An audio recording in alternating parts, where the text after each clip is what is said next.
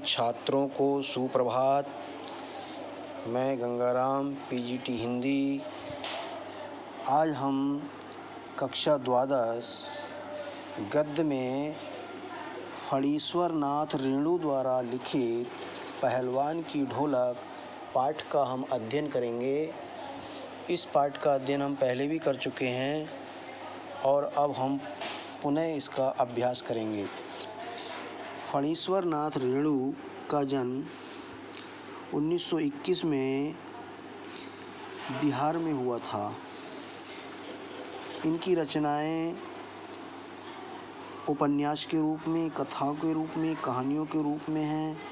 ये एक क्रांतिकारी साहित्यकार रहे हैं।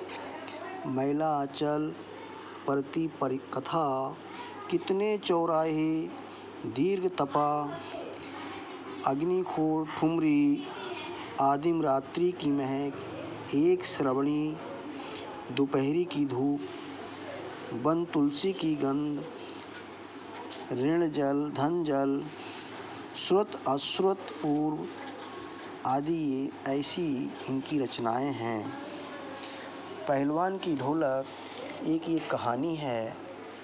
कहानी ऐसे ग्रामीण अंचल के ग्रामीण वेशभूषा, बोलचाल और वहाँ की संस्कार सभ्यता को जोड़ते हुए उन्होंने इस कहानी को लिखा है कि जाड़े की रात और उस समय भयावह मलेरिया और हैजा से पीड़ित गांव एक भयार्त शिशु की तरह थरथर काँप रहा था। अर्थात जो गांव के किसान, गांव के बच्चे लोग थे, वह घास फूस की झोपड़ी में रात के अंधकार के सन्नाटे में समा जाते थे और महामारी के कारण कितनी ही लाशें प्रातःकाल होते ही निकल जाती थीं। तो ऐसा क्रंदन और भयावह स्थिति उस समय की दिखाई है। और इसी समय में एक पहलवान की कथा है इसमें। पहलवान लुट्टन सिंह के माता पिता 9 वर्ष की आयु में ही मृत्यु को प्राप्त हो गए और उस समय उसका विवाह हो चुका था। वह अनाथ बालक अपनी विधवा सास के यहाँ रहकर ही पला बड़ा हुआ। गांव के लोग उसकी विधवा सास को सताते थे, परेशान करते थे। लुट्टन सिंह के मन में एक भाव था कि बड़ा होकर के मैं ये जो गांव के लोग हैं, सताते हैं, इनसे मैं बदला लूँगा और मैं पहलवान बनूँगा।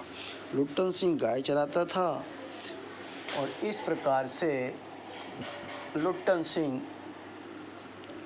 दारोष्ण दूध पीकर जो है और कसरत करके एक पहलवान का रूप धारण करने लगा और धीरे धीरे वह पहलवान बनने लगा। जब लुट्टन सिंह बड़ा हुआ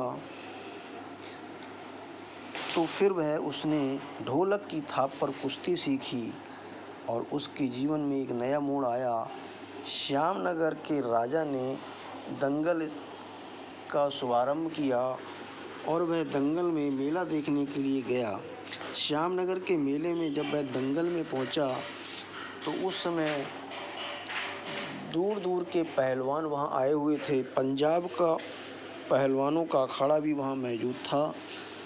बादल सिंह वहां के एक पहलवानों का गुरु था और चांद सिंह उस अखाड़े का विजेता था। लुट्टन सिंह ने जब अखाड़े में देखा कि चांद सिंह शेर के बच्चे की तरह दहाड़ता है तो लुट्टन सिंह के मन में भी कुश्ती लड़ने के भाव आया और उसने जाकर चांद सिंह से कुश्ती लड़ने के लिए हाथ पकड़ लिया। राजा के कर्मचारियों ने, बाकी जनता ने समझाया कि ये शेर का बच्चा है और ये इस अखाड़े का विजेता है, अर्थात इस मेले में अभी तक इसे कोई परास्त नहीं कर पाया है। लेकिन लुट्टन सिंह ने जिद पकड़ ली कि मैं कुश्ती तो इसी से लड़ूंगा। अंत में राजा ने विचार किया, ठीक है, और फिर कुश्ती हुई। कुश्ती में काफ़ी दांवपेच दिखाए। लुट्टन सिंह को चांद सिंह ने दबोच लिया, लेकिन लुट्टन सिंह दाव काट कर निकल गया। जनता को विश्वास था कि लुट्टन सिंह पटक दिया जाएगा और चांद सिंह जीत जाएगा और लुट्टन सिंह मारा जाएगा। लेकिन दाव काटकर लुट्टन सिंह ने ढोलक की थाप पर पेच चलाया और चांद सिंह को पटक दिया। इस प्रकार से चांद सिंह चारों खान चित गिरा और जनता में बाबा महावीर की जय आवाज़ निकलने लगी। इस प्रकार से राजा श्यामानंद, जो श्यामनगर का राजा श्यामानंद था, बड़ा प्रसन्न हुआ, बड़ा खुश हुआ। उसने कहा, आज हमारी धरती की लाज रख ली, अर्थात पंजाब के पहलवान को यहाँ के बिहार की धरती के पहलवान ने पटक दिया। और लुट्टन सिंह उछलता कूदता खुशी के मारे ढोलक को प्रणाम करते हुए राजा को गोद में उठा लेता है। और लुट्टन सिंह मिट्टी में सना हुआ था, इसलिए उसके राजा के भी सारे कपड़े सन जाते हैं, लेकिन राजा उसको हृदय से लगा लेता है और बहुत अधिक प्रसन्न होता है। और राजा ने उसे अपने यहाँ पहलवान दरबार में रख लिया और वह राजा का दरबारी पहलवान हो गया, दरबार का पहलवान हो गया। राज परिवार के रूप में उसे सुविधाएं मिलने लगीं। लुट्टन सिंह फिर वहीं राज दरबार में रहने लगा और उसके खाने पीने भरण पोषण का सारा खर्चा राज परिवार से होता था।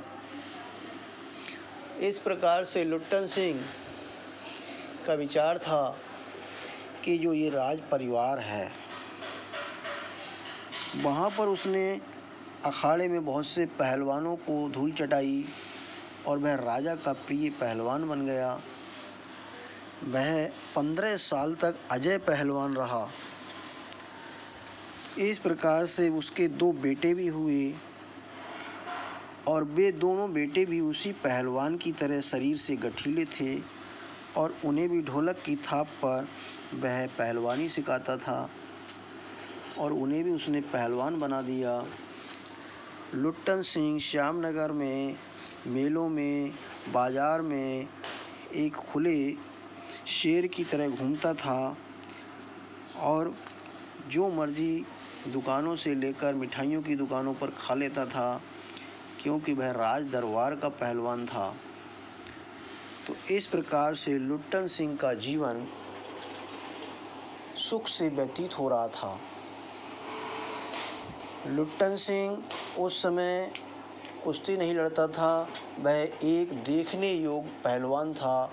अखाड़े में उतरता था, दुलकारी मारता था और फिर दुलकारी मारते हुए वह घूम फिर कर, और उससे उस समय कोई कुश्ती लड़ने वाला नहीं होता था। ऐसा उसका समाज में प्रभाव हो गया, उस इलाके में प्रभाव था। तो हम कहानी में देख रहे हैं, सुन रहे हैं कि लुट्टन सिंह एक सामान्य व्यक्ति और जो एक अनाथ था, उसकी सास भी विधवा थी, उसी ने उसका पालन पोषण किया और वह उसके भाग्य में राज दरबार का सुख लिखा था और राज दरबार का वह एक पहलवान कहलाया। तो इस प्रकार से लुट्टन सिंह के जीवन का ये मोड़ पहलवान के रूप में उभरा और भगवान ने उसे स्वास्थ्य दिया, शरीर दिया और वह भी एक पहलवान बना। वह ढोलक की थाप पर अपने बेटों को भी पहलवानी सिखाता था। तो इस तरह से ढोलक को वह अपना गुरु मानता था और अपने बेटों को भी कहता था कि ये ढोलक ही हमारा गुरु है और इसकी आवाज़ पर ही हमें दाव पेच सीखने हैं, दाव पेच चलाने हैं। इस प्रकार से वह अपने पुत्रों को पहलवानी के गुर सिखाता था और साथ साथ वह सामाजिक संस्कार, नैतिकता का पाठ भी पढ़ाता था। शाम को जब वह लेटता था तो अपने बेटों को ये सब सुनाता था। तो इस प्रकार से उसका जीवन व्यतीत हो रहा था। लेकिन समय बीतने के बाद, कुछ समय के बाद विदेश से पढ़ कर के राजा का पुत्र राजकुमार आया।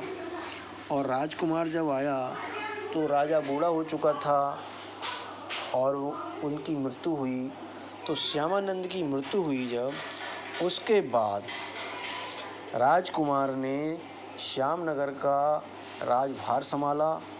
और श्यामनगर में जब उसने विचार किया कि ये जो पहलवान हैं इन पे बहुत अधिक खर्चा आता है, और ये विचार करके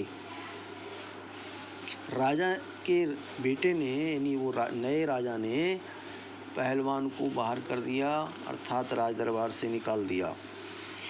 और उसकी जगह जो कुश्ती का दंगल हुआ करता था, उसकी जगह घुड़सवारी ने ले ली, क्योंकि राजकुमार को घुड़सवारी बहुत पसंद थी।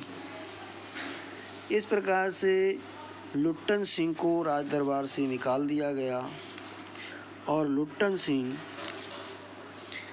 अपने दोनों बेटों के साथ जो है अपने गांव चला आया। उसने बहुत राजा से खुशामद की, राजकुमार से गिड़गिड़ाया, लेकिन उसे वहाँ नहीं रखा।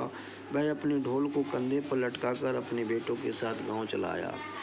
गांव में आकर जो गरीब किसान मजदूर थे, खेतिहार थे, उनके साथ रह करके उसने अपनी एक झोपड़ी बनाई और उनके बच्चों को कुश्ती सिखाने लगा गांव के बाहर खलिहान में, क्योंकि उसके अलावा उसके पास कुछ नहीं था।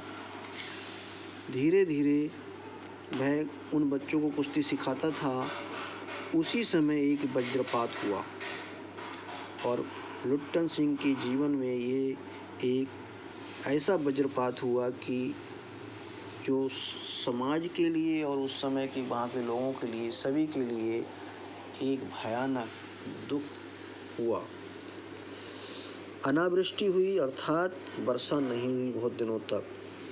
अन्न की कमी हो गई, खाने के लिए लाले पड़ गए और फिर मलेरिया और हैजा का प्रकोप महामारी के रूप में शुरू हो गया।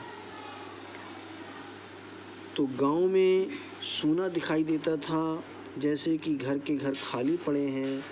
रोज़ाना 3-4 लाशें उठती थीं और पूरे गांव में खलबली मची रहती थी। दिन में तो हाहाकार, हृदय विदारक रोदन रहता था और लोगों के चेहरे जो हैं उड़े हुए रहते थे। लेकिन रात को सन्नाटा रहता था, अंधकार का सन्नाटा, जो कहीं कहीं कुत्ते और गीदड़ों की आवाज़ आती थी। रात को कुत्ते पड़े हुए सोए हुए रोने लगते थे अचानक।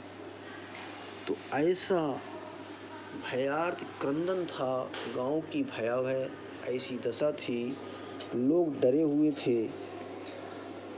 पहलवान ऐसी विभीषिका में, ऐसी भय की स्थिति में जो है ढोलक रात भर बजाता था और ढोलक की आवाज़ को सुनकर जो अर्धमृत गांव के